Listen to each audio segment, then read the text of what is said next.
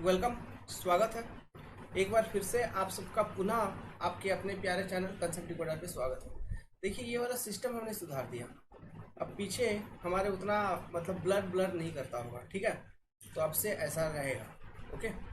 तो चलिए, last class में मैंने आपको समझा दिया था वाटर लॉगिंग क्या है, नोट्स लिखवा दिया था।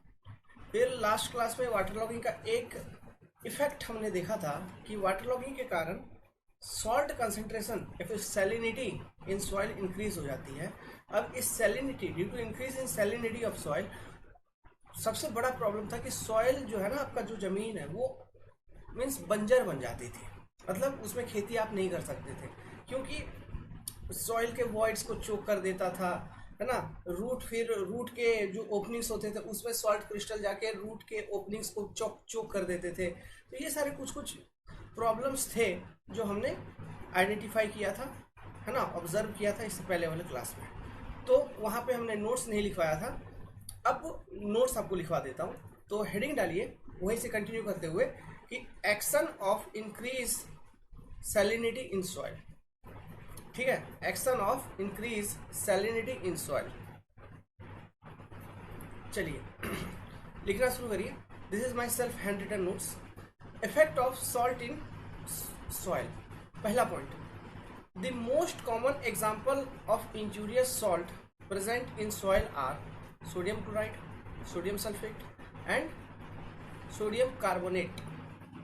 ये सोडियम क्लोराइड नहीं है, इसको कट करके आप यहाँ पे कार्बोनेट लिख दीजिए,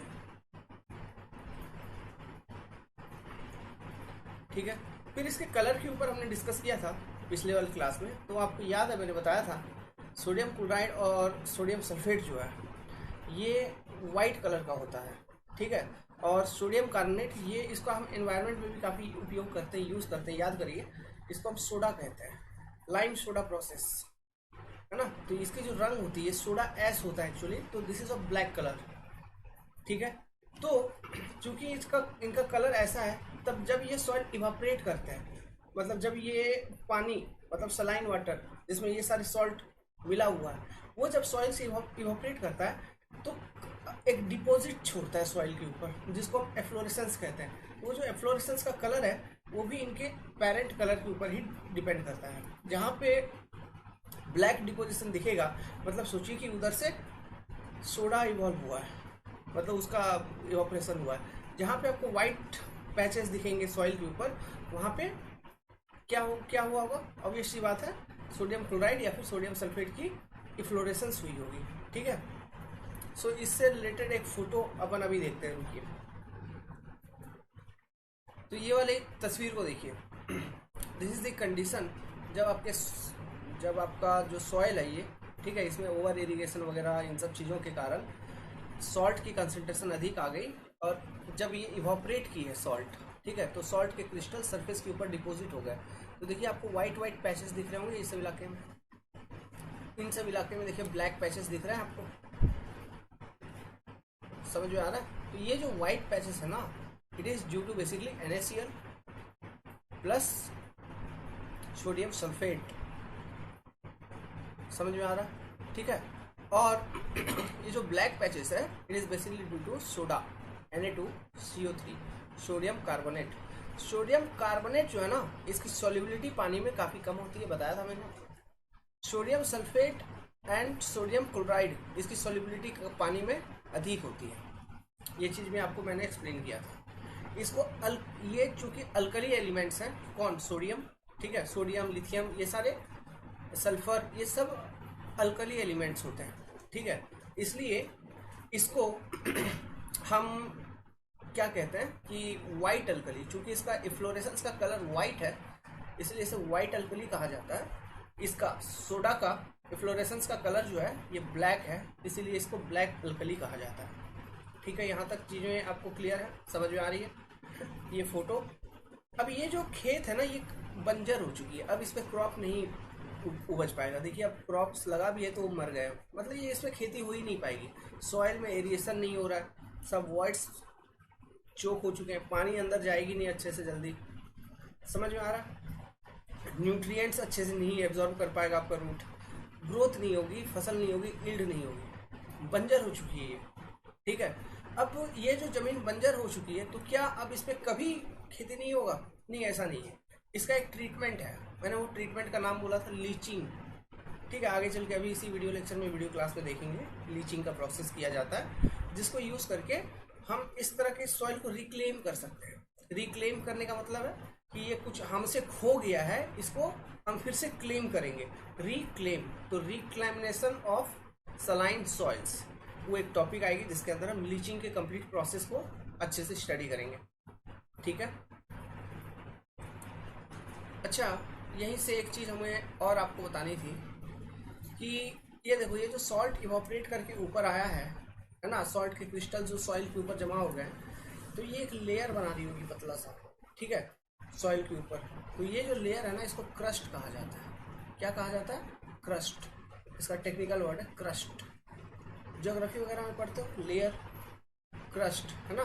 तो ये सॉल्ट का एक क्रस्ट बनाता है। क्लियर है? आगे कंटिन्यू करिए लिखने को। नेक्स्ट पॉइंट इसी में, एक्शन ऑफ सॉल्ट के अंदर, the phenomena of salt forming a thin crust, जो पतला लेयर बना रहा है ना on the surface after the evaporation of water from the surface is called as efflorescence. इसी प्रोसेस को इफ्लोरेसेंस कहा जाता है, जिसमें एक थिन क्रस्ट बन जाती है। ठीक है, ये डायग्राम बना लीजिए, छोटू सा डायग्राम। देखिए, सॉल्ट का क्रिस्टल मैंने डिपॉजिट करवा दिया सरफेस के ऊपर, वाटर को इवापोरेट करवा दिया, ये क्रॉप्स। ओके, अच्छा, आप लोग दिल से जेन्युइनली कमेंट करना, आपको चीज़ें पढ़ने में लग रही हैं, अच्छे समझ में आ रहा है या नहीं आ रहा है। ठीक है, हमारे यहाँ पे धाकड़ गिरदी नहीं है। ओके, चलो ठीक है, हम बेसिक लेवल पे पढ़ेंगे, अच्छे से प्रॉपरली तैयारी करेंगे।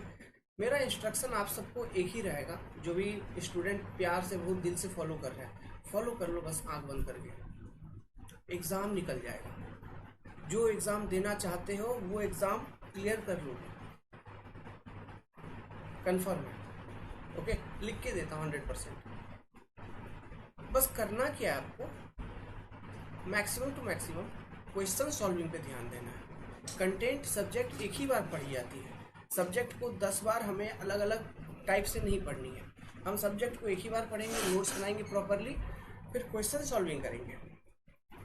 जब क्वेश्चन सॉल्विंग करेंगे उस दौरान फिर शॉर्ट नोट्स प्रिपेयर करेंगे। फिर क्वेश्चन सॉल्विंग करते वक्त आप लेट्स सपोज एसएससी जेईई आपका टारगेट है, तो प्रीलिमिनरी के सारे क्वेश्चन सॉल्व करिए, एसएससी के, ईएससी के सॉल्व कर लो, और भी जहाँ से जो ऑब्जेक्टिव मिल रहा है सारे सॉल्व कर लो, प्लस एसएससी का कन्वेंशनल क्वेश्चंस को भी सॉल्व करके खत्म करके रखो। ईएससी का मत करो, बाद में करेंगे मेंस के टाइम पे, लेकिन एसएससी जेईई का तो कम से कम कर ही लीजिए। ठीक है, इससे आइडिया हो जाएगा कि आपका प्रिपरेशन सही लेवल पे चल रहा है कि नहीं चल रहा है। क्लियर है?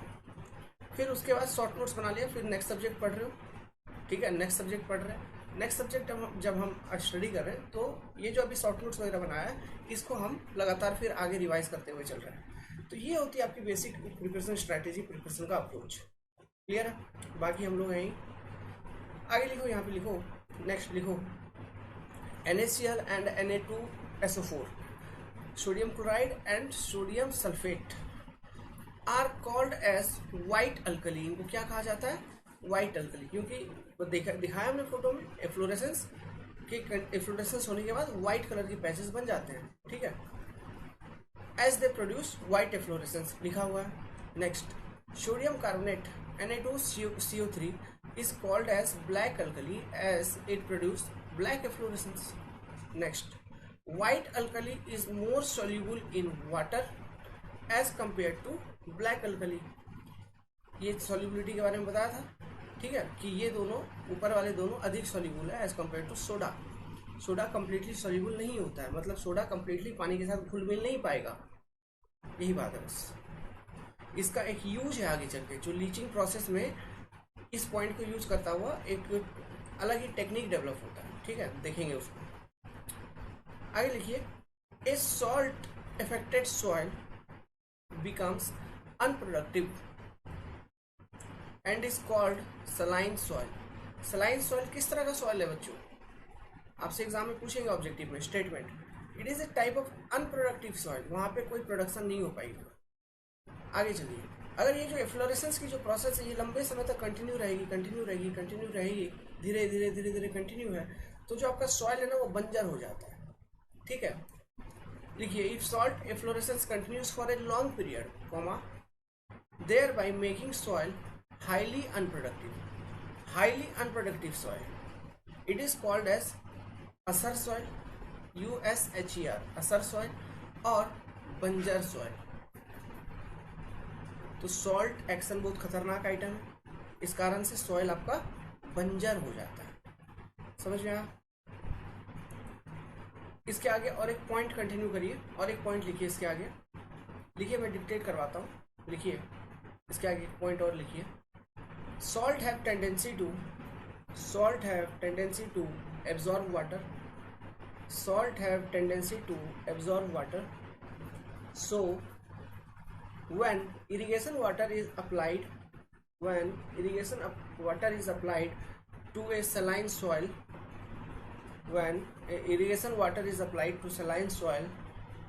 salt concentration present in the soil absorbs the water, hence it reduces the net amount of water available for irrigation.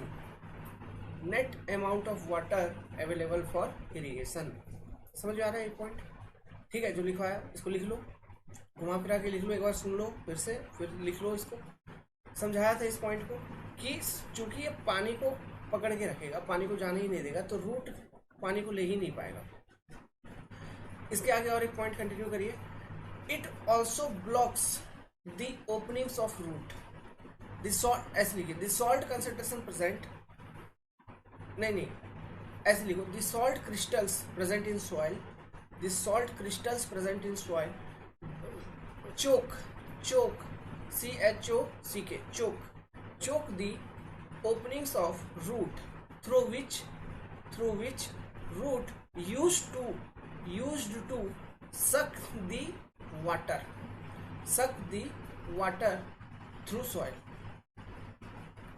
नहीं, suck the water from soil। ठीक है, मतलब रूट के जो ओपनिंग्स होते हैं उसको वो ब्लॉक कर देता है, सॉल्ट का क्रिस्टल उसमें चले जाता है। तो इसलिए अब ओपनिंग के थ्रू से ही ना पानी सोखता था, पानी को सक करता था सॉइल से रूट, अब वही चीज़ बंद हो गई तो पानी किधर से जाएगी फिर? समझ में आ रहा है? तो ओवरऑल प्रोडक्टिविटी जो है क्रॉप का वो रिड्यूस हो जाता है, या फिर जो सॉइल पे जो क्रॉप लगाया वो अनप्रोडक्टिव हो जाता है, मतलब होगा ही नहीं, फसल होगा ही नहीं। अनप्रोडक्टिव कहने का मतलब यही है, फसल नहीं हो रहा है। ओके, तो देखिए अब जो हमारा टॉपिक है, it is reclamation of salt affected soil. ठीक है, कोई ऐसा सॉइल है जिसपे सॉल्ट की इफेक्ट हो गई है, उसमें सैलिनिटी इंक्रीज हो गई है ड्यू टू वाटर लॉगिंग, सो उसको कैसे ट्रीट किया जाए। ये प्रोसेस ना इंडिया में डेवलप हुआ था साउथ वाले एरिया में, खास करके साउथ के लोग बहुत इंटेलिजेंट होते हैं, आप लोग जानते ही हैं, ऐसा माना जाता है। ऐसे तो हर जगह के लोग इंटेलिजेंट होते हैं, ठीक है, लेकिन मैं जितना काम किया हूँ तो उसमें से एक चीज़ मैं फील किया हूँ कि साउथ इंडियंस मैक्सिमम रहते हैं। मेरा स्टार्टिंग से प्रोजेक्ट मैनेजर जो थे कंपनी में वो साउथ इंडियन ही थे, एंड बहुत इज्जत करते हैं, नाइस, गुड पीपल्स यार, वेरी गुड पीपल्स, है कि नहीं? चलिए, तो ठीक है, इसको कंटिन्यू करते हैं। देखिए, तो सॉल्ट अफेक्टेड हो गया है, तो आपको मालूम है क्या हुआ होगा? एक क्रस्ट बन गई होगी इस सॉइल की टॉप सरफेस के ऊपर, है ना। एक सॉइल का मैंने एक एग्रीकल्चरल लैंड का स्ट्रेटा दिखाया है, ओके, एक स्ट्रेटा मैंने दिखाया हुआ है। तो देखो इसमें सीन क्या है, एक क्रस्ट जो बनी होगी, वो क्रस्ट बनी होगी समथिंग व्हाइट पैचेस बन गए होंगे। आप जस्ट ए मिनट,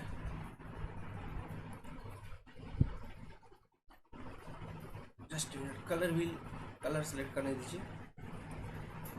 हाँ, तो देखिए सॉइल के ऊपर क्या इफेक्ट हुआ होगा, इस तरह से व्हाइट पैचेस बन गए होंगे डिफरेंट जगह पे, है ना, सफेद, ओके, व्हाइट पैचेस बन गए होंगे।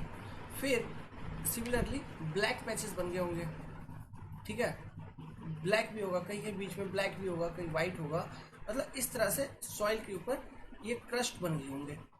जो सॉल्ट के क्रिस्टल्स हैं वो जमा हो गए होंगे, है ना। तो सॉइल आपका एक ब्लैक एंड व्हाइट का कॉम्बिनेशन दिख रहा होगा ऊपर में, समझ रहे हो आप। मैंने आपको फोटो दिखाया था अभी अभी, तो कैसे ब्लैक एंड व्हाइट का कॉम्बिनेशन दिख रहा है, इस तरह से एक क्रस्ट बन गया होगा। अच्छा, ये जो प्रोसेस था ना, ये साउथ में करनाल एक जगह है, अभी तेलंगाना में, आंध्र प्रदेश में मैं क्लियर नहीं हूँ, लेकिन पहले तो आंध्र प्रदेश में ही था। तो वहाँ पे ये प्रोसेस डेवलप हुई इंदिरा गांधी जी के स्कीम के तहत। साउथ में फार्मर्स को काफ़ी परेशानी होती थी वाटर लॉगिंग के कारण, इन सब चीज़ों के कारण, तो सॉइल में सैलिनिटी इंक्रीज हो जाती थी, ठीक है। तो इस कारण से इंदिरा गांधी जो हमारे पीएम थी, ओके, तो उन्होंने अपने स्कीम के द्वारा स्किल इंडिया प्रोग्राम के थ्रू से टेक्नोलॉजी डेवलप किया था। ये वो टेक्नोलॉजी को इम्प्लीमेंट किया गया था साउथ में। आप देखेंगे यूट्यूब पे भी वीडियोस पड़े हुए हैं उस पुराने ज़माने के, आज से 8 से 10 साल पहले जो सरकार डाला करती थी वीडियोस, ठीक है। उसमें ये जो प्रोसेस, उसका डेवलपमेंट भी बताया गया है, ठीक है, ओके। सो अच्छी थी, अच्छी बात थी। तो देखिए, तो इस तरह से हो गया होगा, ओके। तो अब हमको क्या करना है, तो ये अभी ये मान के चलो कि ये ज़मीन पे फसल अच्छे से नहीं, इसका प्रोडक्शन नहीं हो रहा है, क्रॉप्स की ग्रोथ अच्छे से नहीं हो रही है, एक तरह से बंजर हो चुकी है, लगभग मान लो कि लगभग बंजर हो चुकी है या होने वाली होगी, अब बंजर होने वाली होगी, ऐसा मान के चलो।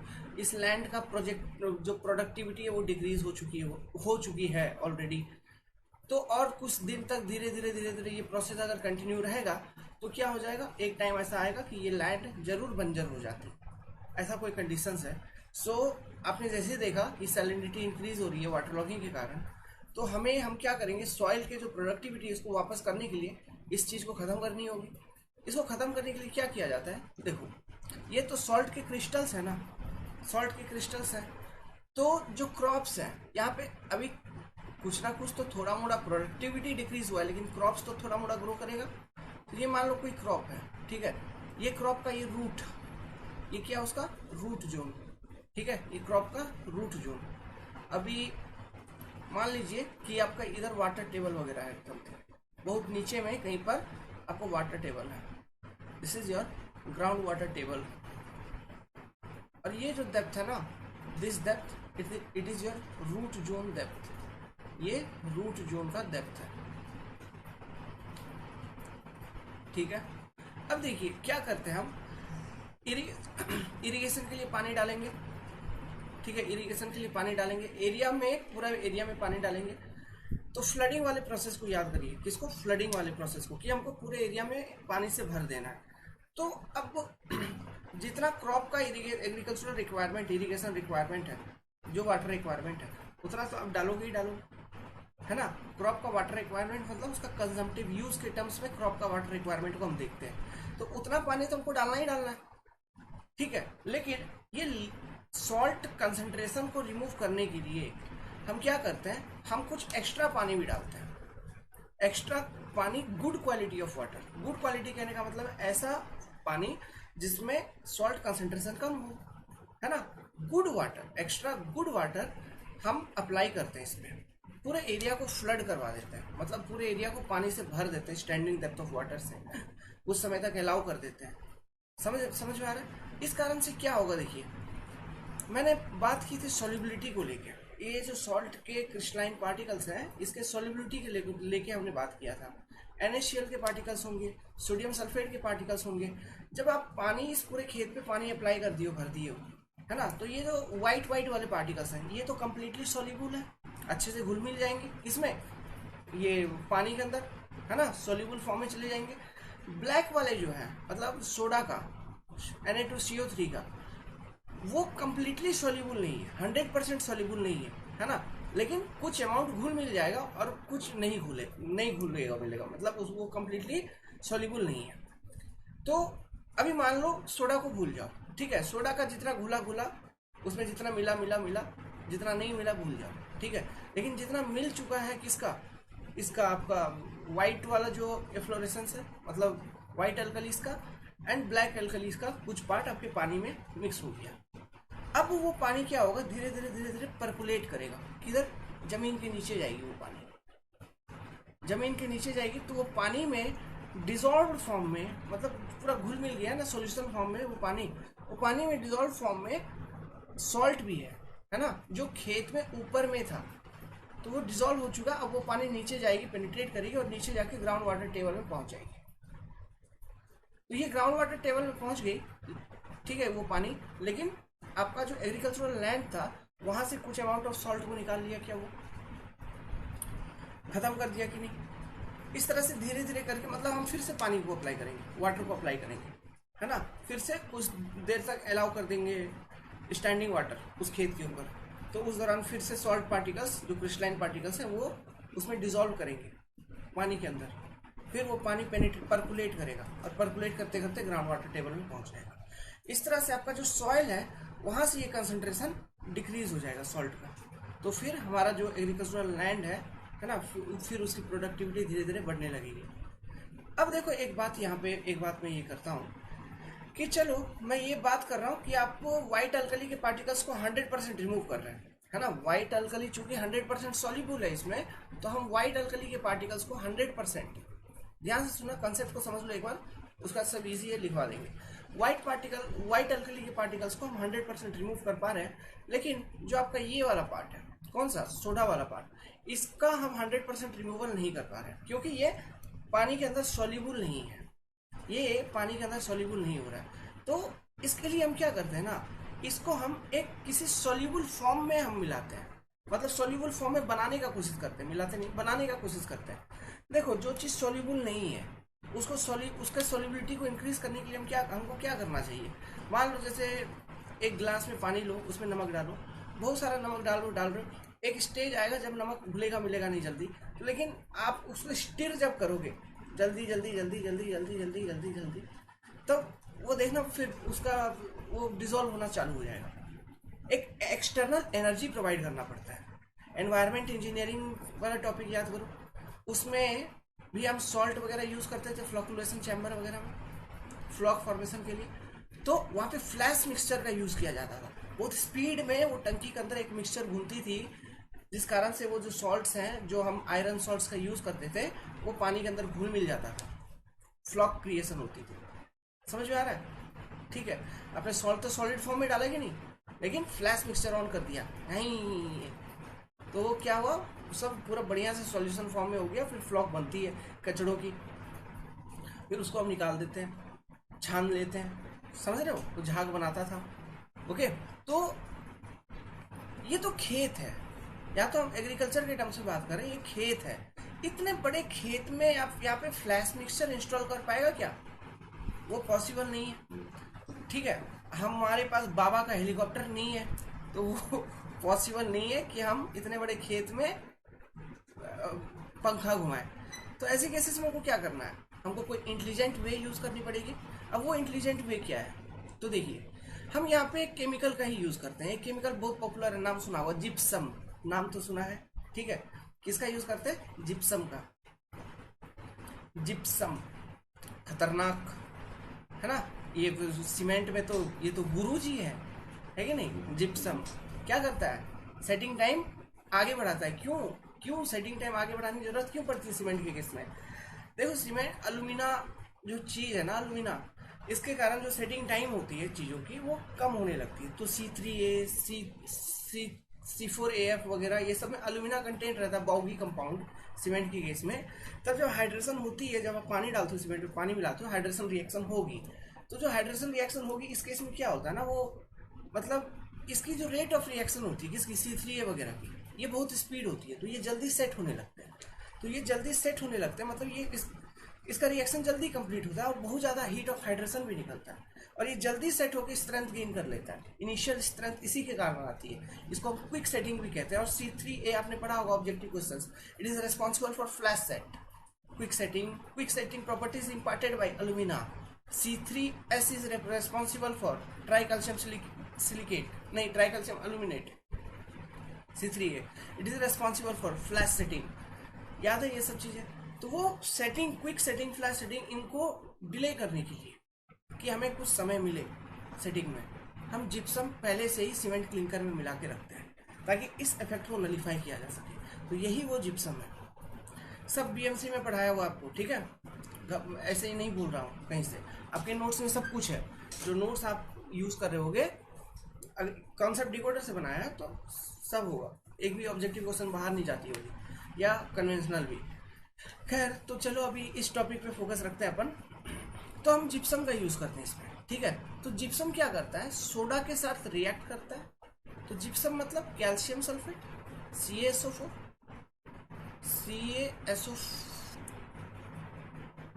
ठीक है।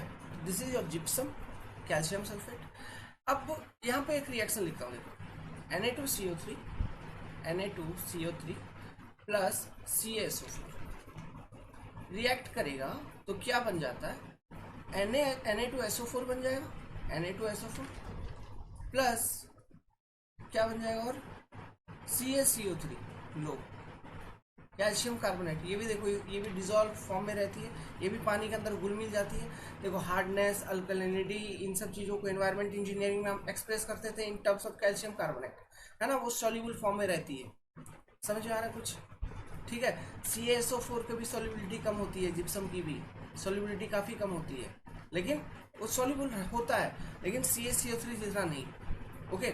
लेकिन हम क्या करेंगे, जिप्सम जैसे ही मिला दोगे, कैल्शियम सल्फेट को मिला दोगे, तो ये रिएक्शन हो रहा है। तो यहाँ पे देखो, ये बन गया क्या आपका, सोडियम सल्फेट बन गया।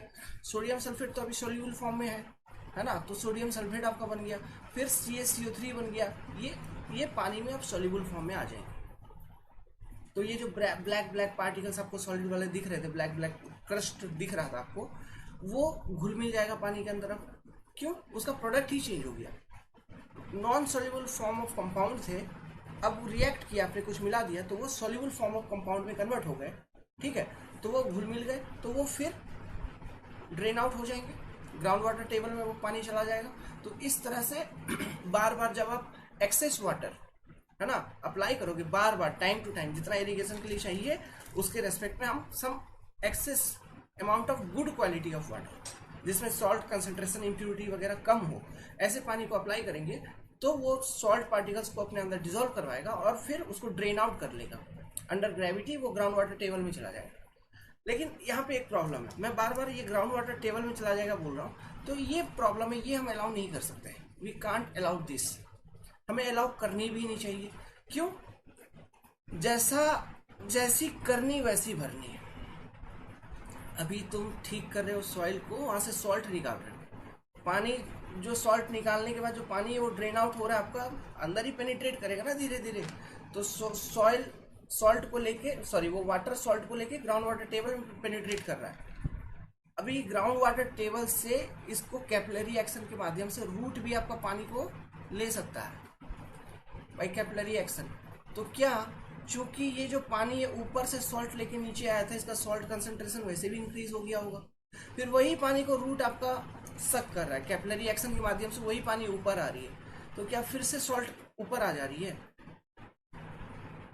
समझ में आ रहा है। So for better and effective treatment हमें क्या करना होगा, ये जो वाटर है, ठीक है, ये जो वाटर है, इसी को हम कहते हैं लीचिंग। ये जो प्रोसेस है ना, जो हम extra good quality of water डालते हैं और जो सॉल्ट के क्रिस्टलाइन पार्टिकल्स थे वो उसमें सॉल्युबल फॉर्म में चले जाते हैं और ड्रेन आउट होता है ना। ये जो प्रोसेस, इसी को लीचिंग कहा जाता है। तो ये जो लीचिंग वाला पानी है जिसमें सॉल्ट वगैरह मिल गया, इसको हम किसी तरह से इस पूरे फील्ड से ही बाहर निकाल दें, किसी तरह इस फील्ड से ही बाहर निकाल दें, इस एरिया से ही बाहर निकाल दें, ऐसा कुछ सिस्टम यूज करते हैं। अब ऐसा कुछ सिस्टम यूज करने का कॉन्सेप्ट क्या है, सब सरफेस ड्रेनेज सिस्टम हम यहाँ पे यूज करते हैं। पाइप सिस्टम हम बिछाते हैं, ठीक है, मेन पाइप, है ना, लेटरल पाइप्स, ऐसे ऐसे डिफरेंट पाइप सिस्टम्स हम बनाते हैं, सब सरफेस ड्रेनेज सिस्टम बनाते हैं, ठीक है।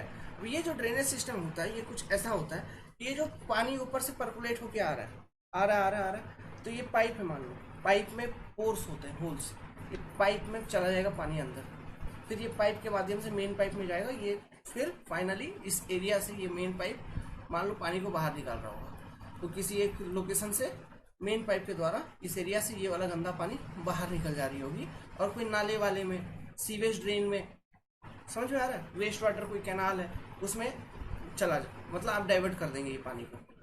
तो this is the actual process, this is the actual process. So इसमें हम सब सरफेस ड्रेनेज सिस्टम का यूज करते हैं। सब सरफेस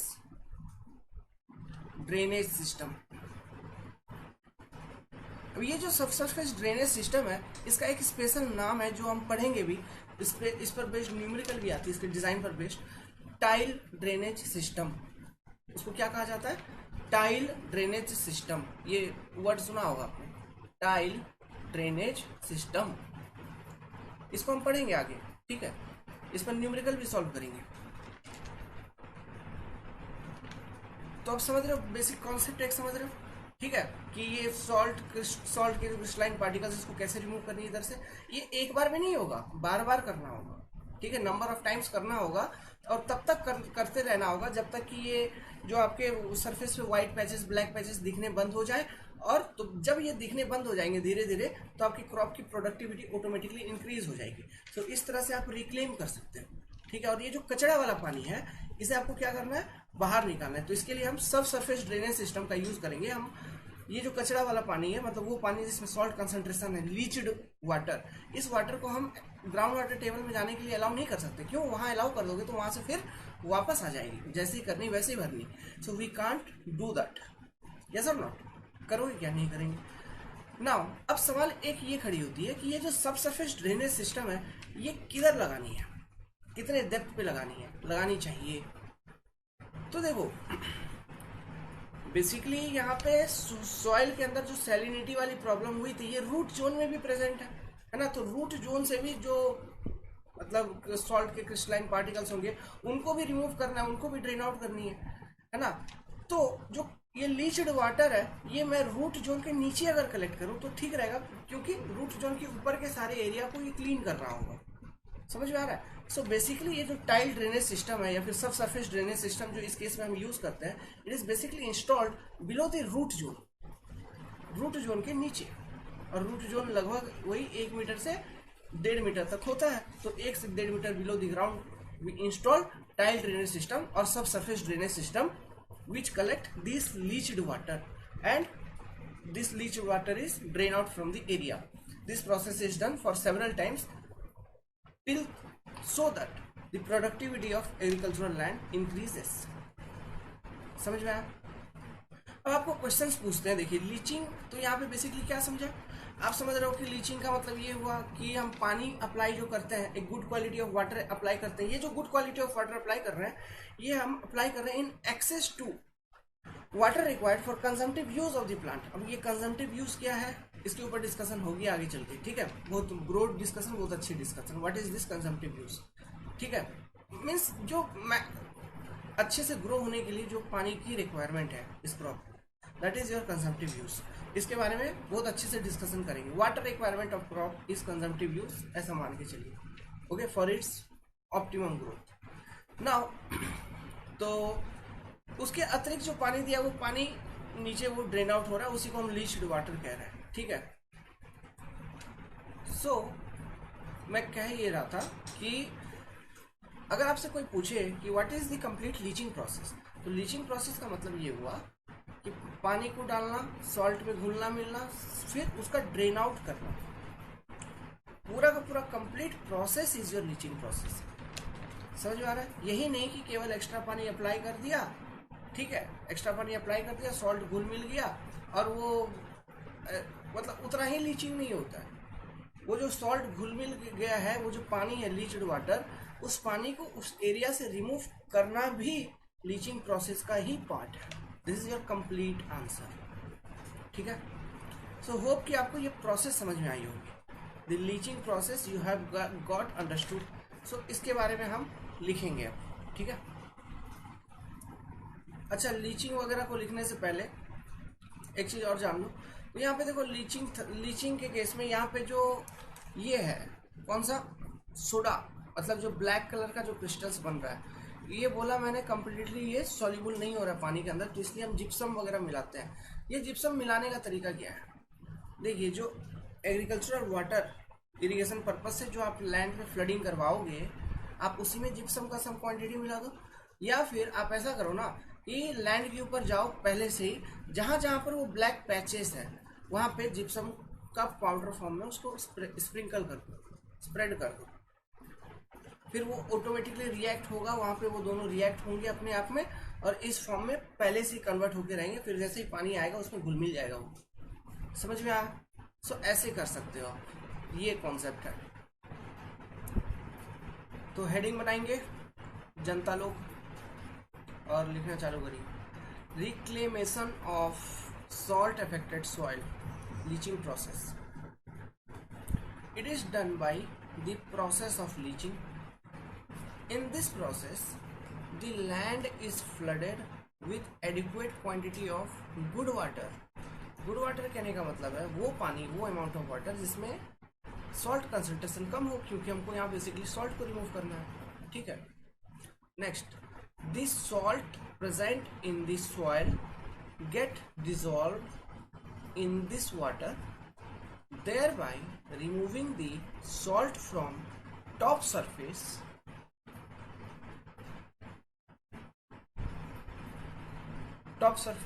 ठीक है।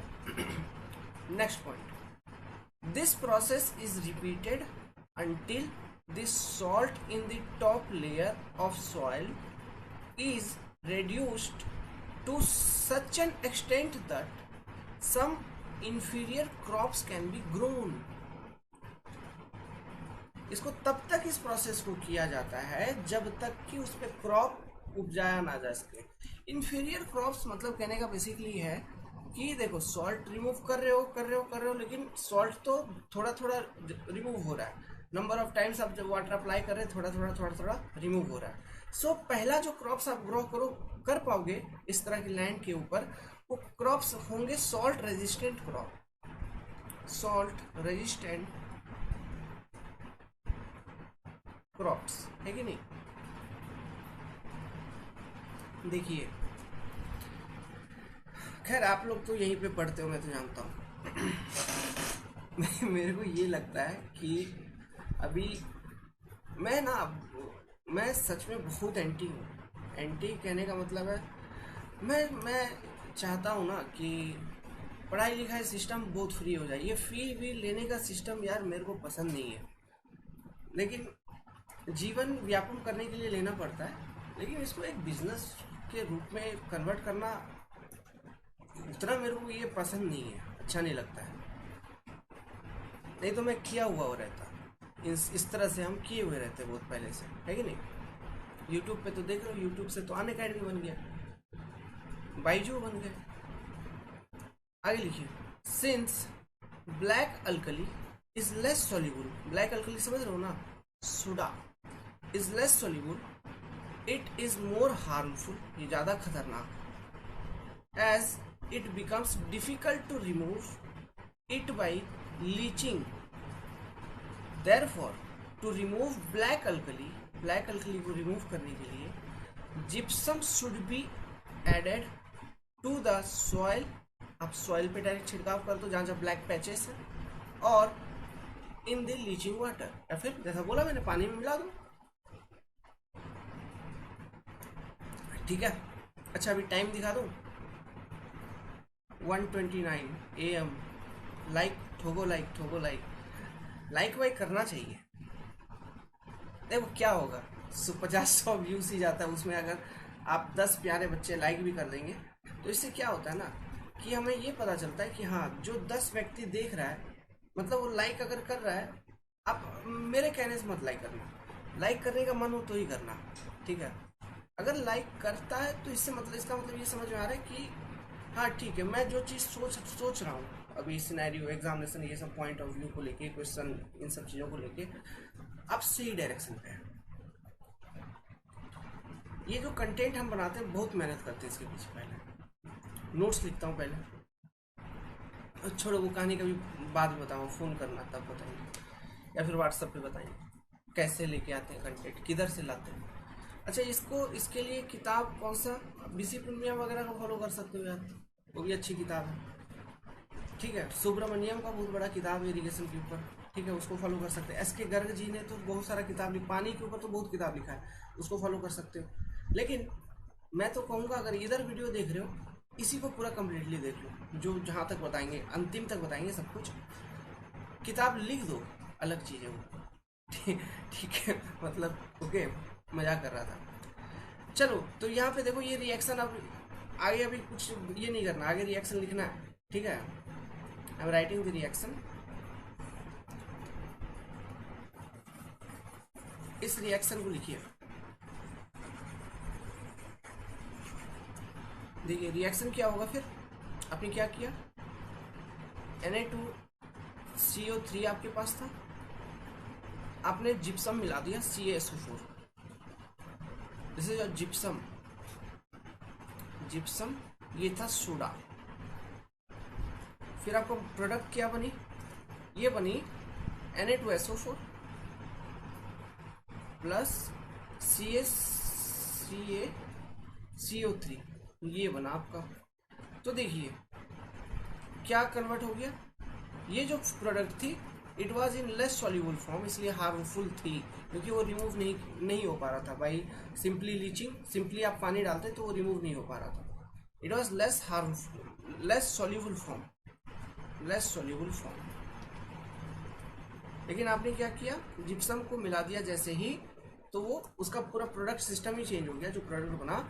And this group is your more soluble form, more soluble form. तो ये अब अधिक घुल मिल जाएगा, है ना। तो आप इसको अब लीच करवा सकते हो उस एरिया से, और जो लीच्ड वाटर है उसको by using this subsurface drainage system या फिर tile drainage system we can easily remove from that particular area. Clear है। अब एक बात और करता हूँ, इसको लिख लीजिए इस इक्वेशन को। अब एक बात मेरे को ये बताओ, कभी कभी सॉइल में क्या होता है, देखो सॉल्ट आ रहा है ना, सॉल्ट वॉल्ट आ रहा है, एसिड्स भी कभी कभी आ सकते हैं। सॉइल आपका एसिडिक हो सकता है, कभी कभी क्या हो सकता है, एसिड। अब मेरे को ये बताओ, सॉइल में जो एसिड हो गया, जैसे नाइट्रिक एसिड हो गया, है ना, सल्फ्यूरिक एसिड हो गया, ये सारे एसिडिक कंडीशंस भी जनरेट हो सकते हैं सॉइल में, जैसे ये सलाइन कंडीशन डेवलप हुआ। तो under such cases what you will do to reclaim the acidic soil. Reaction कौन सा है, एसिड प्लस बेस। तो बेस क्या करता है, न्यूट्रलाइज करता है सॉइल को, है ना, और सॉल्ट बनाई वो फिर सॉल्ट बनाती है। ओके, फिर उसको लीचिंग कर रहे हो, फिर लीचिंग भी हो रही है, तो वो जो सॉल्ट बनाएगी उसकी भी लीचिंग हो जाएगी, तो वो भी एसिड भी एक साथ रिमूव कर जाएगा। समझ में आ रहा है। और इसके कारण जो न्यू सॉल्ट्स बनेंगे वो भी रिमूव हो जाएंगे। क्लियर है बात। तो इसलिए वाइल लीचिंग ओनली, अगर आपको लग रहा है कि soil is your under acidic conditions also, हम टेस्टिंग करेंगे ना, पहले सैंपल लेके कलेक्ट करके टेस्टिंग वगैरह करेंगे। अगर हमको एसिडिक कंडीशंस का कुछ आइडिया हुआ तो हम क्या करेंगे, इसमें बेस मिला देंगे। और जो जनरली जो बेस यूज किया जाता है it is your limestone. Limestone, limestone मतलब चूना पत्थर, ठीक है। चूना पत्थर का यूज करते हैं हम as a base to reclaim the acidic soil. तो ये बात याद रखिएगा, ठीक है। तो मतलब एक नोट बना के लिख लीजिए, to reclaim the acidic soil we generally use limestone as a base, ठीक है। We generally use limestone as a base. अब ये चीज जो लीचिंग प्रोसेस आप जब कर रहे हो उसी समय हमको करनी है, क्योंकि आप बाद में फिर अलग से वो एसिड रिमूव करने के लिए आपको लीचिंग नहीं कर सकते। हम उसी समय कर देंगे जब सॉल्ट के लिए हम ट्रीटमेंट कर रहे हैं, उसी समय उसमें भी चूना पत्थर भी मिला देंगे कभी, ठीक है। देखिए हमारे पास एक इम्पॉर्टेंट टॉपिक है जिसमें हम स्टडी करेंगे लीचिंग रिक्वायरमेंट ऑफ सॉइल। ये एक न्यूमेरिकल कॉन्सेप्ट है, तो ध्यान से सुनिएगा, अच्छे से समझिएगा। इंपॉर्टेंट है, न्यूमेरिकल कॉन्सेप्ट है, ठीक है। फॉर्मूला होंगे यहाँ पे, डेरिवेशन करूंगा, देखते रहिएगा। लॉजिक्स हैं बहुत सारे। इसको LR से रिप्रेजेंट किया जाता है। तो सबसे पहले ये समझते हैं what is leaching requirement basically, इसका डेफिनेशन क्या है। यही से हमको सारा का सारा आइडिया क्लियर हो जाएगा। This was your agricultural land, ठीक है। ये वो लैंड है जो आपकी खराब हो चुकी है, खराब हो चुकी है मतलब सलाइन हो चुकी है। अब यहाँ से आपको सैलिनिटी को रिमूव करना था, ये वो वाला एग्रीकल्चरल लैंड है। तो आपने क्या किया, इरिगेशन वाटर अप्लाई किया, इरिगेशन वाटर आपने ये अप्लाई किया। लेट्स सपोज ये जो एरिया है, ये जो फील्ड है, इसका जो टोटल एरिया है it is your A units, ठीक है। इसका टोटल एरिया कितना है A। तो अभी क्या आप देख सकते हो, लेट्स सपोज आपने टोटल कितना इरिगेशन वाटर अप्लाई किया, इसको आप इसका वॉल्यूम ले लो, है ना। तो लेट सपोज मैं अप्लाई किया वॉल्यूम ऑफ इरिगेशन VI, इतना मैंने इरिगेशन के लिए अप्लाई किया, टोटल वॉल्यूम ऑफ वाटर, है ना, जो मैंने इस फील्ड के ऊपर डाला जो कि फ्लड हुआ है। समझ में आ रहा है। अब इसमें से कुछ पार्ट जो है आपका क्रॉप एक्चुअली यूज कर रहा है, कुछ वॉल्यूम यूज कर रहा है एज ए कंजम्पटिव यूज, ठीक है, कुछ volume as a consumptive use आपका क्रॉप यूज कर रहा है अपने वाटर रिक्वायरमेंट को मीट करने के लिए। बाकी का जो पानी है वो लीचिंग प्रोसेस में इन्वॉल्व हो रही है, और लीचिंग प्रोसेस होने के बाद, लीचिंग प्रोसेस मतलब सॉल्ट्स वगैरह पानी में डिजोल्व होने के बाद, घुलने मिलने के बाद वाटर की मूवमेंट होती है डाउनवर्ड, ठीक है, वाटर की डाउनवर्ड मूवमेंट होती है, okay, into the field water आपका पेनिट्रेट करता है, और नीचे आपने एक तरह का जाल बिछा रखा है इसको, इस पानी को, इस लीच्ड वाटर को बाहर ड्रेन आउट करने के लिए। This network is called as network of your sub surface drainage system. यहाँ से आपका पानी बाहर निकल जाता है, और ये जो पानी है दिस इज योर, इसको हम क्या बोलेंगे, लीच्ड वाटर यही बोलेंगे, ठीक है। लेट्स सपोज जो पानी बाहर निकल रही है, लीच्ड वाटर जो निकल रही है, इसकी आपकी जो क्वांटिटी है ना, इट इज योर VL, में लिखता हूँ VLR, या फिर LR ने VL लिख देता हूँ, उसको VI लिख दिया, इसको VL लिख देता हूँ। This is your quantity of volume of leached water. समझ में आ रहा है, ठीक है। सो लीचिंग रिक्वायरमेंट LR, सुनना बात, इसको मैं अच्छे से लिखवाऊंगा आपको, टेंशन मत लीजिए। Leaching requirement LR is defined as ratio of volume of leached water VL divided by total volume of irrigation water applied VI into 100। This is your leaching requirement, कि आपने कितना लीच्ड वाटर आपको मिला, है ना, जो लीचिंग प्रोसेस में involve हुई सच में, वो कितना वॉल्यूम ऑफ वाटर है, डिवाइडेड बाय टोटल वॉल्यूम आपने कितना अप्लाई किया था, इनटू 100। सो इस तरह से लीचिंग रिक्वायरमेंट को you can express in form of percentage, volume के टर्म्स में एक्सप्रेस करके उसको परसेंटेज में हम कन्वर्ट कर सकते हैं। अब इसी को हम डेप्थ के फॉर्म में लिख सकते हैं, देखिए ये वॉल्यूम है, ये क्या है, VL क्या है, VL या फिर VI मान लो, जो वॉल्यूम, टोटल वॉल्यूम आप एग्रीकल्चरल लैंड जिसका एरिया है A, इसके ऊपर अप्लाई कर रहे हैं, तो VI बाई A अगर मैं डिवाइड कर दूं तो क्या मेरे को ये मिल जाएगा कि depth of irrigation water, total what I am applying. ये डेप्थ ऑफ इरिगेशन वाटर को कैसे इमेजिन कर सकते हैं, इमेजिन करिए कि इस A एरिया पे इतना डेप्थ, जितना डेप्थ ये आ गया उतना depth of water uniformly standing है पूरे एरिया पे, ऐसे हम समझ सकते हैं। अब इस total depth of irrigation water का, है ना, some depth as a consumptive use हुआ होगा, मतलब to meet the water requirement of the crops, plus जो बाकी का डेप्थ है वो लीचिंग प्रोसेस में इन्वॉल्व हो गई होगी। तो लेट्स सपोज जो लीचिंग प्रोसेस में डेप्थ इन्वॉल्व हुई होगी उसको मैं कहता हूँ V, या फिर DL, उसको मैं कहता हूँ DL। ये क्या होगा, VL बाई एरिया। समझ में आ रहा। तो यहाँ पे यही वाला फॉर्मूला देखो LR, इसी को अगर मेरे को रिप्रेजेंट करना है तो VL को मैं कैसे रिप्रेजेंट कर सकता हूँ,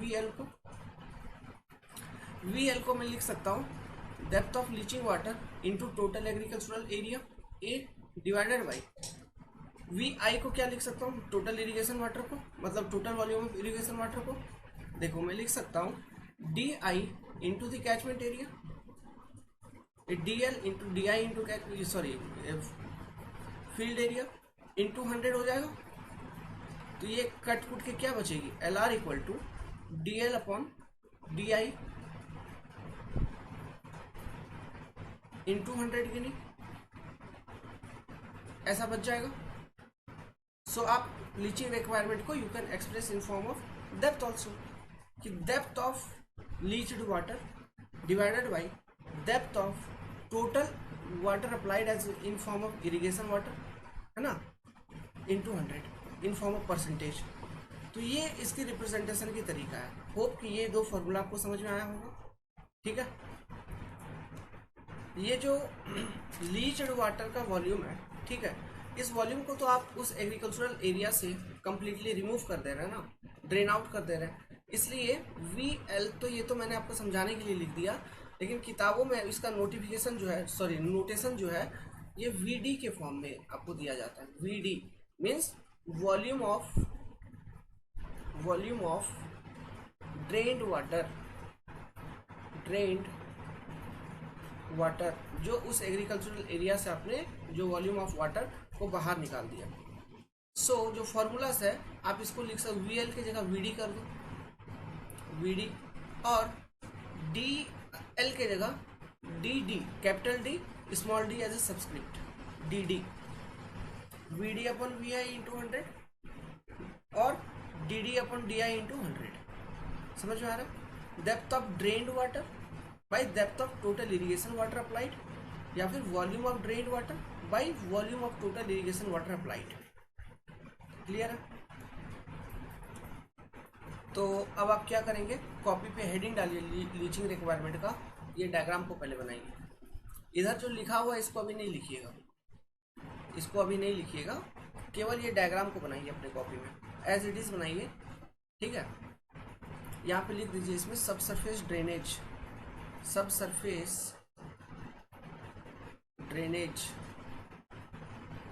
यहाँ पे तो मेरे को स्पेस नहीं बच रहा है, अगर आपको स्पेस बच रहा है तो वहाँ पे लिख दीजिए tile drainage system installed below root zone depth. Tile drainage system installed below root zone depth. ठीक है, ये डायग्राम कंप्लीट करिए, इसके बाद लिखिए, डायग्राम के बाद पॉज करके डायग्राम को कंप्लीट करिए, फिर उसके बाद लिखिए। लिखिए लीचिंग रिक्वायरमेंट इक्वल टू, हम कैसे इसको डिफाइन करेंगे, volume of water drained out through leaching divided by volume of total irrigation water applied into 100। This is your leaching requirement what we called. ठीक है, तो इसका एक्सप्रेशन क्या हो जाएगा, अभी तो लिखवा दिया मैंने, यहाँ पे एक्सप्रेशन को लिख दीजिए। हम लिख सकते हैं VD divided by VI into 100, this will be the expression for this. या फिर इसी चीज को हम एक्सप्रेस कर सकते हैं एज, और same leaching requirement, area of field into depth of water drained out, तो ये वॉल्यूम हो जाएगा, depth of water drained out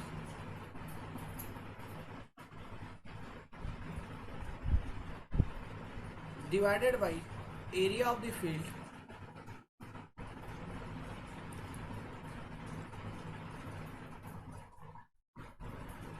into depth of irrigation water applied, depth of irrigation water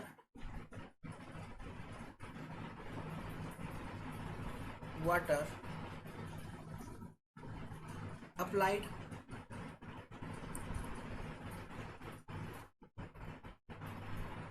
into 100, so which will be equal to area cancel हो जाएगी, तो इसको हम represent कर सकते हैं as capital D by small d as a subscript divided by DI into 100। This is the another form, in form of volume, in form of depth of total irrigation water applied, we can express this leaching requirement. अब इसी leaching requirement को हम carry forward करते चलेंगे, इसके different expressions बनते हैं, ये इतने तक ही खत्म नहीं होता है। ठीक है, इसके डिफरेंट एक्सप्रेशंस बनते हैं, अब उन एक्सप्रेशंस को देखते हैं। चलिए यहाँ तक कंप्लीट करिए, लिखिए। देखो आगे का, ठीक है, आगे का कॉन्सेप्ट, ये जो टोटल DI है, depth of irrigation water applied, ठीक है, depth of irrigation water applied, क्या मैं इसको ऐसा लिख सकता हूं कि it is equal to water requirement of plant, water requirement of crop plus depth of water drained out, depth of water drained out, ऐसा लिखा जा सकता है। तो इसका मतलब क्या हुआ कि वाटर रिक्वायरमेंट ऑफ क्रॉप को हम एक्सप्रेस करते हैं as consumptive use, C U. ये सी यू क्या है, इसको बहुत डिटेल में हम अगले आने वाले चैप्टर में डिटेल में डिस्कस करेंगे। अभी बस मान के चलिए it is that value of that amount of irrigation water which the plant is actually consuming for its growth under favourable conditions. ये मान के चलो this is your C U. तो C U plus D D, sorry capital D subscript small D, this will be equal to depth of irrigation water हो जाएगा। सो अब देखिए जो आपका लीचिंग रिक्वायरमेंट का फॉर्मूला था वो क्या था, depth of water drained out divided by depth of irrigation water into 100। तो by using this expression, above expression what I have written here, इस एक्सप्रेशन को यूज करके मैं ये फाइंड आउट कर सकता हूँ कि मैं D D is equal to nothing but, मैं इसको कैसे लिख सकता हूँ, D I minus C U. तो ये D I minus C U D D के जगह पे इस इक्वेशन में सब्स्टिट्यूट कर दें तो क्या होगा, मतलब अब ये जो इक्वेशन है इसको मैं ऐसे लिख सकता हूँ it is nothing but it is D I minus C U divided by D I into 100। इस तरह से भी लीचिंग रिक्वायरमेंट को निकाला जा सकता है कि नहीं। सो कभी कभी क्वेश्चन में आपको दिया रहेगा कंजम्पटिव यूज इतना हुआ, टोटल वाटर आपने इरिगेशन के लिए इतना अप्लाई किया, लीचिंग रिक्वायरमेंट का वैल्यू कैलकुलेट करिए कितना परसेंट, आपको यहाँ से क्या निकलेगा, कितना परसेंट आपका पानी यूज हुआ है लीचिंग में। तो टोटल वॉल्यूम का इतना परसेंट यूज हुआ, once you get the percentage, so by using this percentage value using the total volume you can easily answer in form of volume also. Idea clear, ठीक है। तो इस तरह से भी आपसे ये प्रश्न को पूछा जा सकता है, ठीक है। So this is another expression, लिख लीजिए यहाँ तक। इसको ऐसे भी ब्रेक किया जा सकता है, देखिए आगे इसको अगर फर्दर सिंप्लीफाई करें तो हम लिख सकते हैं 1 minus C U by D I into 100। क्या समझे बच्चा लोग, जय हिंद। एग्जाम निकालना है, बस दम लगाओ दम लगाओ, ठीक है। अभी मेरा हॉबी है पढ़ाना, आप दम लगाओ, एग्जाम निकल जाएगा। इन सब चीज़ों का यूज़ करिए, एग्ज़ाम निकाल लीजिए। मैं तो थोड़ा दिन बाद ये सब सिस्टम भी बंद कर दूंगा। अभी पेपर तो ऐसे भी ख़त्म होने वाला अपना सारा, मतलब सॉइल पढ़ा दिया, सोम पढ़ा दिया, ठीक है, सब तो पढ़ा ही दिया, बीएमसी, हाइड्रोलॉजी, सर्वे, जितना अब ये देखिए इसमें टाइम लगा। मैं सिंगल हूँ, अकेले हूँ, मेरे पास कोई टीम नहीं है, ओके। तो अकेले चीज़ों को करने में टाइम लगा। हमने 2016 में स्टार्ट किया, अब तक जाके हम पढ़ा ही रहे हैं, अब तक हम पढ़ा ही रहे हैं। इरिगेशन अभी चालू हुआ है, सोचिए, ठीक है। तो हर साल 2 पेपर 3 पेपर करके मैंने कंप्लीट कर दिया, पढ़ा दिया चीज़ों को, ठीक है। अब हाँ, हमारी कंप्लीट हो चुकी है लगभग, अब बचा है इरिगेशन चालू कर दिए अपन। इरिगेशन के ख़त्म होने के बाद हाइड्रोलिक मशीन चालू कर देंगे। हाइड्रोलिक मशीन एक पढ़ेंगे, एक टॉपिक। फिर मैथमेटिक्स कंटिन्यू किया था, बीच में रोक दिया था, उसको कंटिन्यू करेंगे क्योंकि साइड पे निकलना था हमको, इसलिए हो नहीं पाया। मैथमेटिक्स कंटिन्यू कर देंगे गेट के लिए आगे, अभी नहीं, बाद में करेंगे। इस साल करेंगे, लेकिन इस साल करेंगे। इस साल मैं कोशिश करूँगा मैथ वगैरह कंप्लीट कर दूँ, एप्टीट्यूड कंप्लीट कर दूँ इस साल, और मैथ एप्टीट्यूड देखेंगे इस साल लास्ट में, मैं उठाऊँगा उसको कंप्लीट कर दूँगा। और रेलवे एयरपोर्ट, इसको मैं इरिगेशन के बाद चालू कर दूँगा, ठीक है। मज़ा आएगा रेलवे पढ़ने में, बहुत मज़ा आएगा। बहुत सारा साइड डेटा वगैरह यूज़ करके मैं रेलवे के कंटेंट को एक्सप्रेस करूँगा, बनाऊँगा, तो आप तक पहुँचाने का कोशिश करूँगा। आनंद आएगी, चीज़ें अच्छे से समझ में आएगी, ठीक है। इस बार भी देखिए ना, 15 नंबर का सिंपल सा क्वेश्चन आया था SSC जेईई में रेलवे का, कि गॉज सिलेक्शन का क्राइटेरिया बताओ और यूनिफॉर्मिटी ऑफ गॉज क्यों मेंटेन करना चाहिए इंडिया भर में, इसका इंपॉर्टेंस को बताइए। सिंपल सा क्वेश्चन था, 15 नंबर, बहुत इजी क्वेश्चन। बहुत सारे बच्चों ने नहीं लिखा। क्यों नहीं लिखा? नहीं आता था इसलिए नहीं लिखा। लेकिन इस बार एसएससी जेईई का रिजल्ट रे बाबा, मतलब 2020 का जो पेपर चेकिंग हुआ है, मैं आपको बताऊं, अपने कुछ कुछ बच्चे नॉर्थ जोन में बहुत हार्ड चेकिंग हुआ है, साउथ जोन में बहुत इजी चेकिंग हुआ है। मतलब स्टेप मार्किंग के केस में, मतलब सेम क्वेश्चन, मान लो क्वालिटी ऑफ टिम्बर है, जो नॉर्थ जोन में कोई बच्चे ने बहुत अच्छे से लिखा है, उसको 15 नंबर की क्वेश्चन थी, वो 10-11 ऐसे मिले हैं। लेकिन साउथ जोन में नंबर ऑफ पॉइंट्स भी किसी बच्चे का बहुत कम है, 6-7 पॉइंट भी अगर लिखा है तो उसको भी 11 से 12 नंबर मिल गया। ये लोग भर भर के लिखे हैं फिर भी इनको इतना नंबर मिला। तो पेपर की चेकिंग बहुत हार्ड हुई है नॉर्थ में।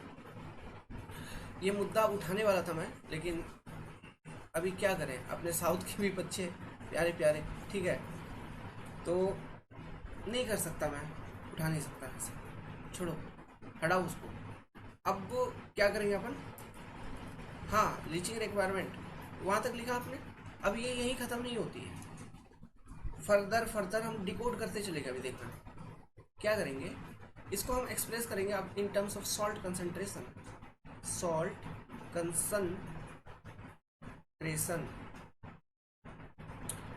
कंसंट्रेशन के फॉर्म में आप इसको कैसे एक्सप्रेस कर सकते हैं? देखो, लीचिंग रिक्वायरमेंट का जो फॉर्मूला था आपका LR इक्वल टू, आपने देखा, it is D divided by DI into 100।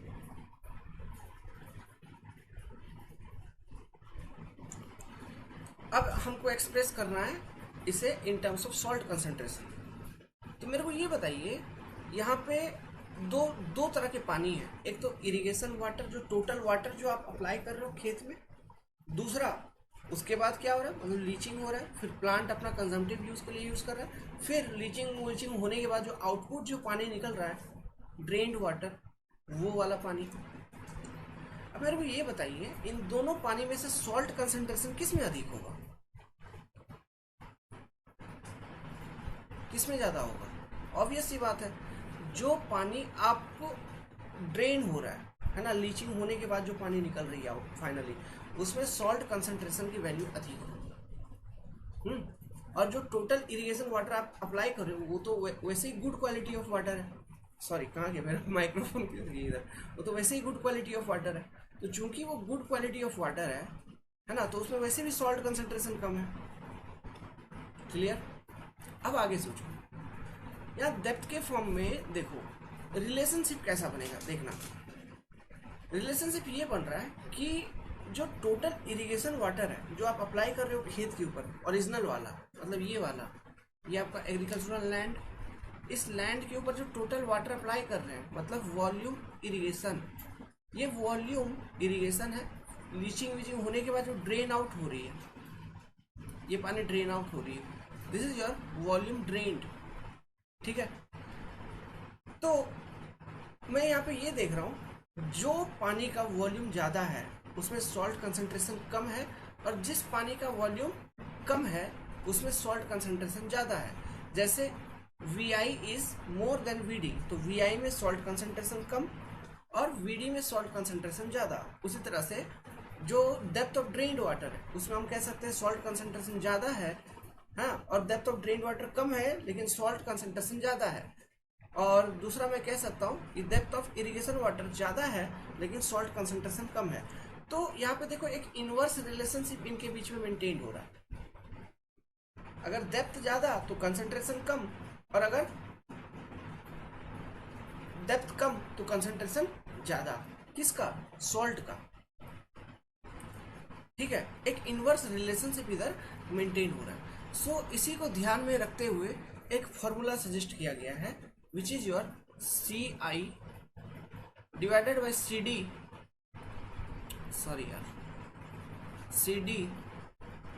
Into 100।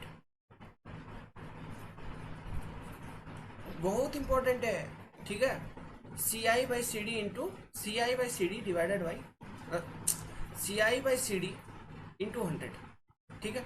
This is the formula. ये कैसे लिखा, वो इनवर्स रिलेशनशिप वाले कॉन्सेप्ट को यूज करके। तो ध्यान रखना इस लॉजिक को, यहाँ पे इनवर्स रिलेशनशिप वाला कॉन्सेप्ट यूज हो रहा है। डी डी की जगह सी आई और डी आई की जगह सी डी। समझ में आया? ठीक है। अब यहाँ पे सी आई क्या है? Salt concentration in irrigation water applied. Okay. दूसरा सी डी क्या है? It is your salt concentration in drained water through leaching. Salt concentration in drained water,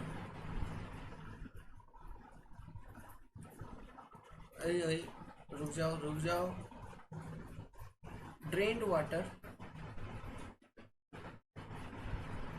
through leaching.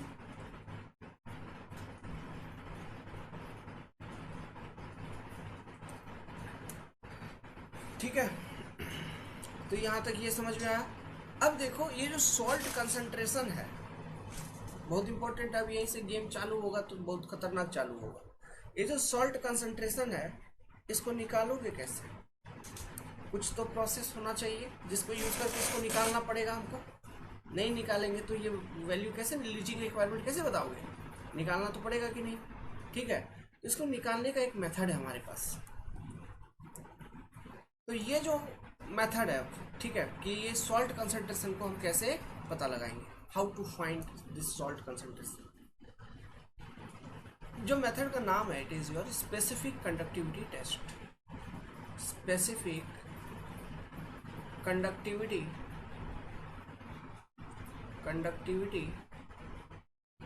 Test. इसको लेबोरेटरी में किया जाता है।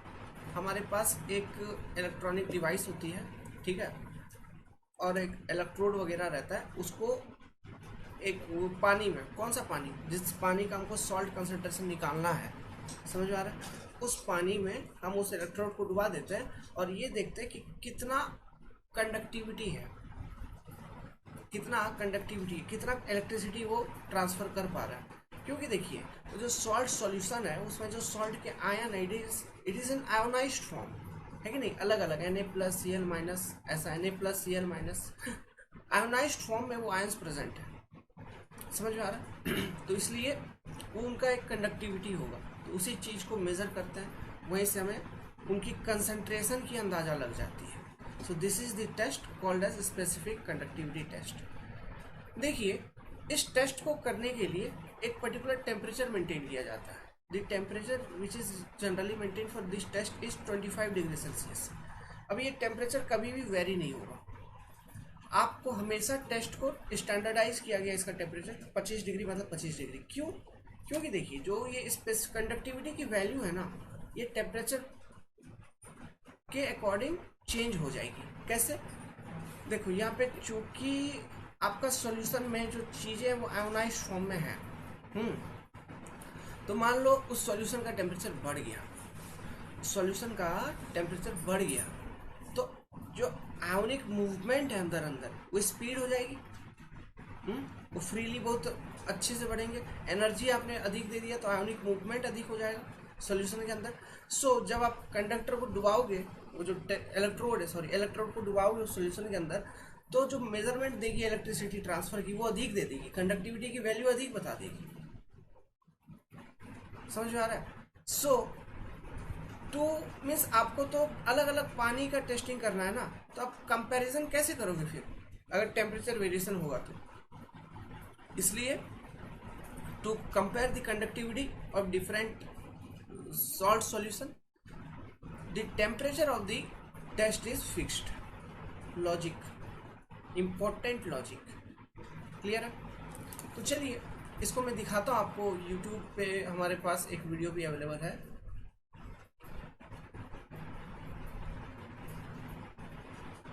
तो इधर देखो, ये इस तरह का इंस्ट्रूमेंट होता है, ठीक है, इस तरह के इंस्ट्रूमेंट होते हैं, ओके। अब देखिए क्या किया जाता है इसमें बेसिकली।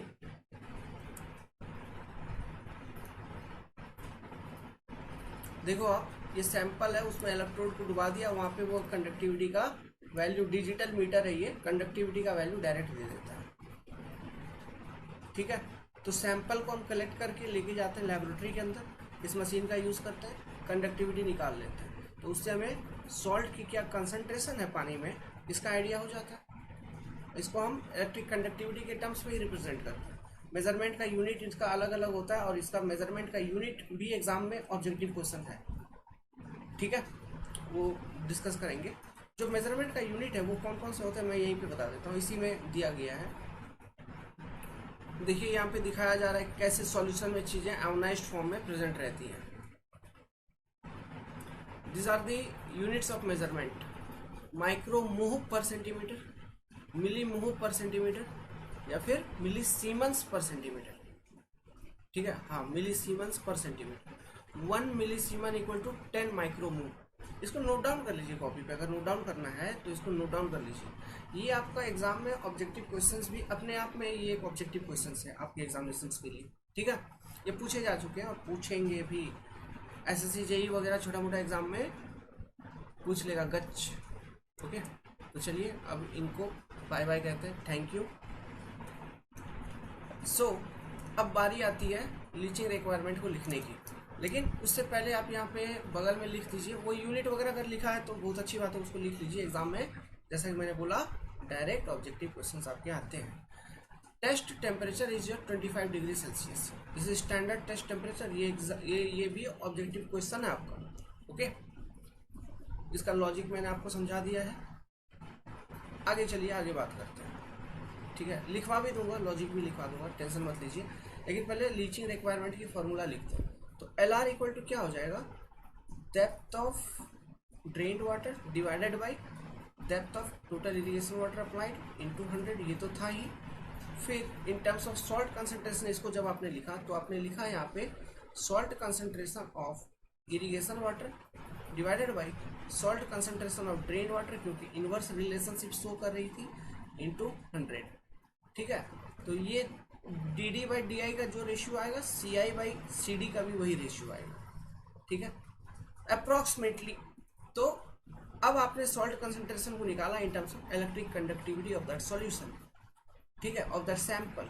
तो इलेक्ट्रिक कंडक्टिविटी निकाला, तो इसको रिप्रेजेंट किया, हम इसको लिखते हैं EC, EC of irrigation water total applied divided by EC of drained water.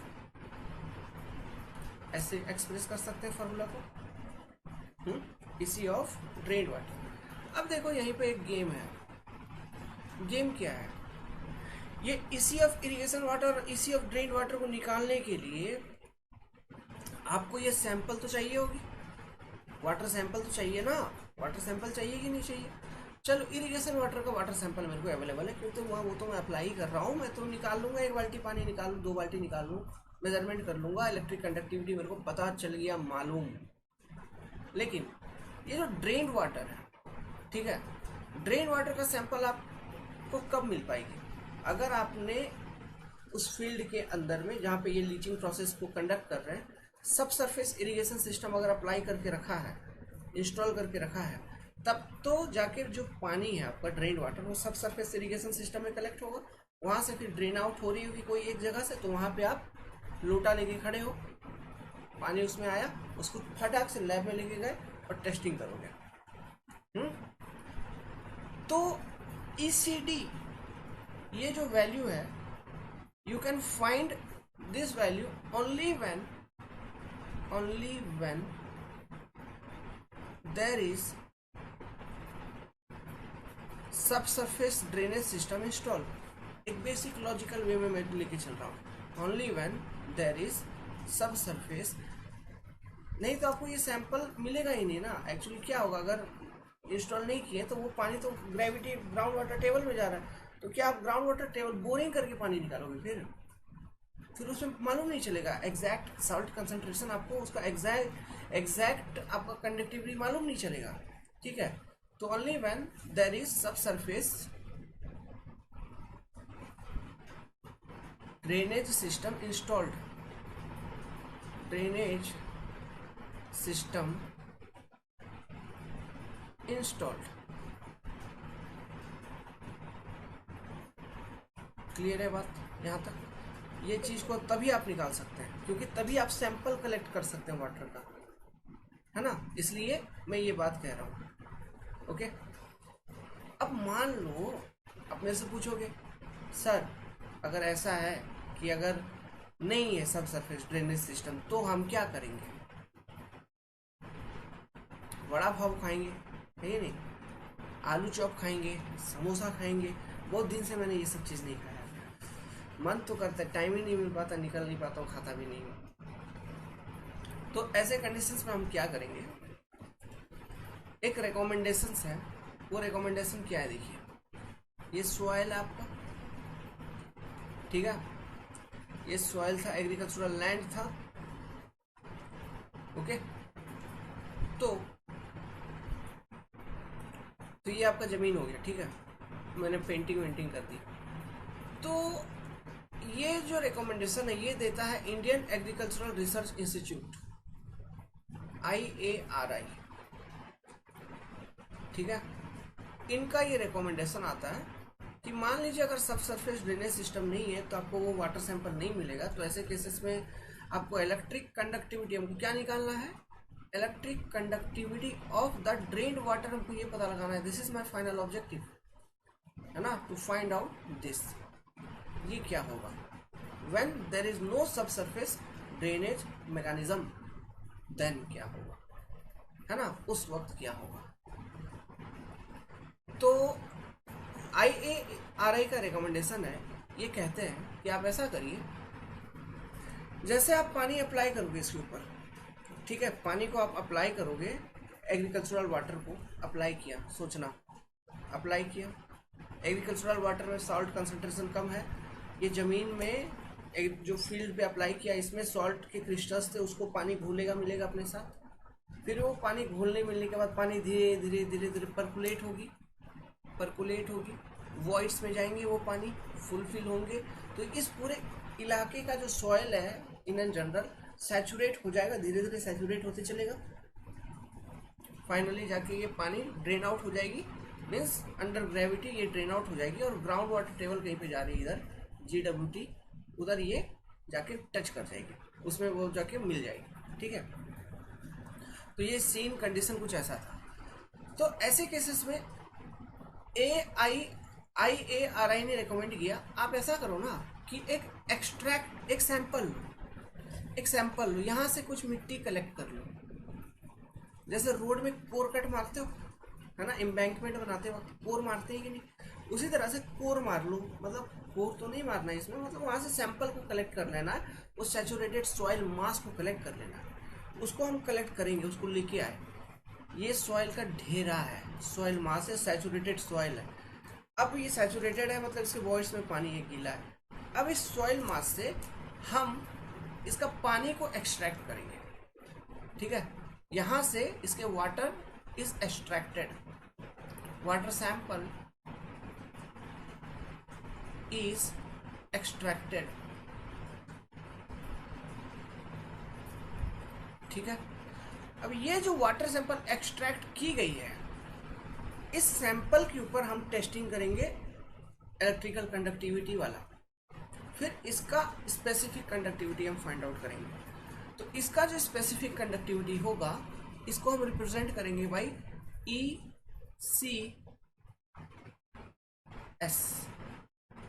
ECS, electric conductivity of the extract. Extract मतलब क्या समझ में आ रहा है ना? एक्सट्रैक्ट कहाँ से?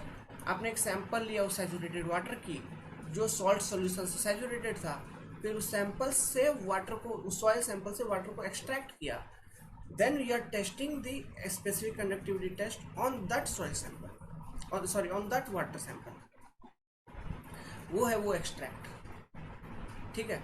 अब मेरे को ये बताइए कि देखो, जो हम सब सरफेस ड्रेनेज सिस्टम के माध्यम से जो हम सैंपल कलेक्ट कर रहे थे वो तो प्लांट के रूट जोन के नीचे था। This is your root zone of plant, let's suppose. तो हम बेसिकली जो अपना सब सरफेस ड्रेनेज मैकेनिज्म को इंस्टॉल करके रखे थे वो रूट जोन के बिलो में इंस्टॉल करके रखे थे, रूट जोन डेप्थ के नीचे हमने इंस्टॉल किया हुआ था।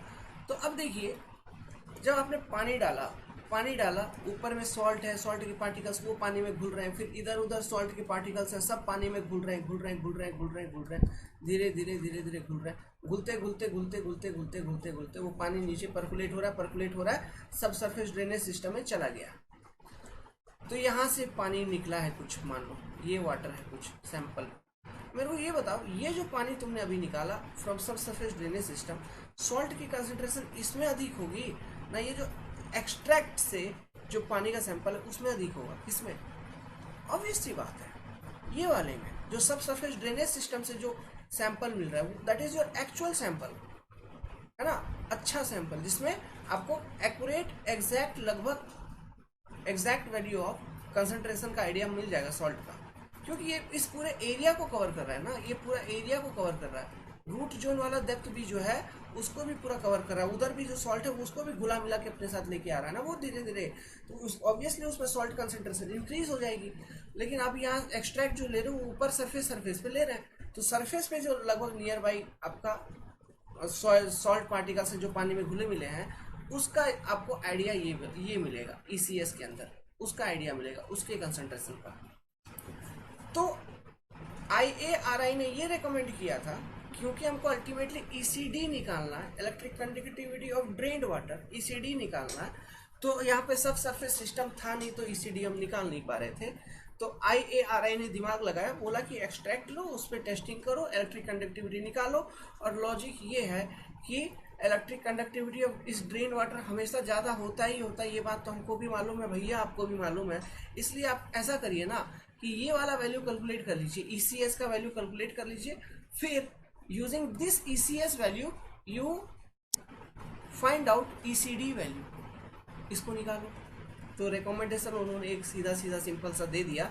उन्होंने कहा कि जो ECD है, electric conductivity of drained water, ये जो होगा ये होगा 2 टाइम्स ECS। क्या समझे? क्या होगा वो? 2 times ECS। This is the logic जो उन्होंने दिया था। ओके, तो ये कंडीशन आप यूज करोगे कब? जब आपका सब सरफेस ड्रेनेज सिस्टम नहीं रहेगा। क्या अब मैं फर्दर एक्सपैंड कर सकता हूँ अपना फार्मूला को? तो फार्मूला को अगर एक्सपैंड करूँ तो मैं लिख सकता हूँ leaching requirement is equal to D by DI into 100 into, अरे इंटू किधर, सॉरी भाइयों, equal to CI upon CD into 100 equal to ECI divided by ECD into 100। अब इसको ECD आप निकाल नहीं पाए, है ना, ये formula when subsurface drainage system available, drainage system available, जब नहीं है तो क्या कर रहे हैं अपन? तो हम इंडियन एग्रीकल्चरल रिसर्च इंस्टीट्यूट के गाइडलाइंस को, रिकमेंडेशंस को फॉलो करते हैं। ECI को तो नो डाउट सोते जागते एनी टाइम आपको मालूम, हमको मालूम, आपको मालूम, सबको मालूम, निकाल लिया है। इसको डिवाइड कर देंगे हम किसके साथ? ये 2 times electric conductivity of the extract, किसका? एक्सट्रैक्ट। अब ये एक्सट्रैक्ट क्या है समझ में आया? तो व्हाट इज दैट एक्सट्रैक्ट? ठीक है, सो ये सारे वेरियस टेक्निक्स हैं, बस इसी के साथ आपका खत्म हो गया। अच्छा, खत्म क्या हुआ? यहाँ पे इंटू 100 भी होगा, जैसा इसमें 100 है ना, इसमें इधर भी 100 होगी, इंटू 100, ठीक है, यहाँ भी कोने में 100, भूलना नहीं पाओगे। तो देखो, इसी के साथ अपना ये कंसेप्ट खत्म हो गया लीचिंग रिक्वायरमेंट का। सो जो डिफरेंट फॉर्मूला मैंने आपको दिया है लीचिंग रिक्वायरमेंट का, सब इम्पोर्टेंट है। अभी ECS क्या है, इसको एक नोट बना के बस बगल में लिख लो ECS, और बाकी सब कुछ तो समझ ही गए होंगे, अभी तक तो नोट्स लिख ही लिए होंगे, है ना। जो इतना भी फॉर्मूलाज जो भी लॉजिकल एक्सप्रेशन के साथ बताते चल रहा हूँ सबको लिख लिया होगा, नोट डाउन कर लीजिए, बहुत इंपॉर्टेंट है। ECS इक्वल टू क्या है, इसको क्या कहेंगे, it is electric conductivity of, ऐसे लिखिए, electric conductivity of the saturated soil extract, saturated soil extract, EXTRACT, electric conductivity of saturated soil extract. Clear है। हम बेसिकली, अच्छा आपको यहाँ से भी ऑब्जेक्टिव क्वेश्चन पूछ सकता है कि आपको ECS का वैल्यू दिया है, आपसे पूछेगा ECD कितना, तो जस्ट 2 टाइम्स इंटू इतना, या फिर आपसे इन फॉर्मूलाज को डायरेक्ट पूछ लेगा, इसी में उलट फुलट कर देगा, लिख देगा आपको क्वेश्चन में 2 टाइम्स ECD लिख दिया है डिनोमिनेटर में, ऑप्शन में ECI ही है ऊपर, लेकिन डिनोमिनेटर में ये कर दिया, और पूछ रहा है electric leaching requirement equal to, उसका करेक्ट एक्सप्रेशन क्या है, इसको ध्यान रखना, ये गलत हो जाएगा, यहाँ पे D नहीं, यहाँ पे S है, इधर क्या है S, ये एक्सट्रैक्ट का है, उसका 2 टाइम्स होता है ECD, कहाँ से, इंडियन एग्रीकल्चरल रिसर्च इंस्टीट्यूट के रिकमेंडेशन से, ठीक है। सो खत्म हो गई बात, कहानी खत्म है। इसी के साथ मैं इस लेक्चर को खत्म करता है इधर, ठीक है। अगला वाला लेक्चर क्लास में हम और एक इम्पॉर्टेंट गंदे से कॉन्सेप्ट के अंदर जाएंगे, इंटरेस्टिंग बट गंदा, बहुत इंटरेस्टिंग बट गंदा। आप क्वेश्चन सॉल्व करना है इन सब चीज़ों से, यूनिट वगैरह सब कुछ आप लिख लो, आगे आने वाले और उन सब चीज़ों को बेस्ट चीज़ें आएंगे, न्यूमेरिकल क्वेश्चंस भी कुछ सॉल्व करेंगे, तो उधर समझा दूंगा सब चीज़ों को, क्वेश्चंस बनाऊंगा इन सब चीज़ों के ऊपर, टेंशन मत लीजिए, न्यूमेरिकली भी कंटेंट इसका क्लियर होगा। लेकिन आगे हम कुछ पढ़ेंगे, उसके बाद हम क्या पढ़ेंगे, irrigation water quality, very important. फिर सब सरफेस ड्रेनेज सिस्टम जो मैंने आपको दिया था, इसका डिज़ाइन, ये जो लीचिंग प्रोसेस में हम जो सब सरफेस ड्रेनेज सिस्टम यूज़ कर रहे हैं ना, उसका नाम क्या है, tile drainage system. So design process of tile drainage system we will study, उसको डिज़ाइन करेंगे, न्यूमेरिकल सॉल्व करेंगे, एग्जाम में कन्वेंशनल क्वेश्चन में आ जाता है, ठीक है, तो इम्पोर्टेंट है, स्किप नहीं कर सकते। अब मैं आपको बताता हूँ कुछ परचेज के बारे में, बिक्री, थोड़ा मार्केटिंग करता हूँ। SSC JEE वगैरह के लिए तैयारी कर रहे हैं, ESC गेट वगैरह के लिए तैयारी कर रहे हैं, तो enrol into our concept decoder. हम उतना धाकड़ प्रचार नहीं कर पाते, ठीक है, लेकिन फिर भी आप एनरोल कर लीजिए, तो इससे क्या होगा, म्यूचुअल बेनिफिट है, आपका भी एग्ज़ाम क्लियर हो जाएगा, हमारा भी कुछ 2 दिन जिंदगी आगे चल जाएगा आपके बदौलत। दूसरी चीज़ ये है कि इरिगेशन इंजीनियरिंग की जो पेपर है ये पेड है, इसकी एनरोलमेंट फ़ी है ₹499, इतना ही रखा है, ज़्यादा बड़ा फ़ी नहीं है। आइए ज्वाइन करिए, पढ़िए, ठीक है। Good luck, have a nice day, take care. Join करने के लिए कॉन्टैक्ट करिए 7008-420-353 पर। Thank you. व्हाट्सएप ग्रुप है इरिगेशन इंजीनियरिंग का, उसको ज्वाइन करिए, जहाँ पर जो लेक्चर्स हम लोग पढ़ रहे हैं, क्लासेस पढ़ रहे हैं, इसमें से कोई डाउट अगर आता है आप डायरेक्टली उधर पूछ सकते हैं हमसे, ठीक है। Thank you.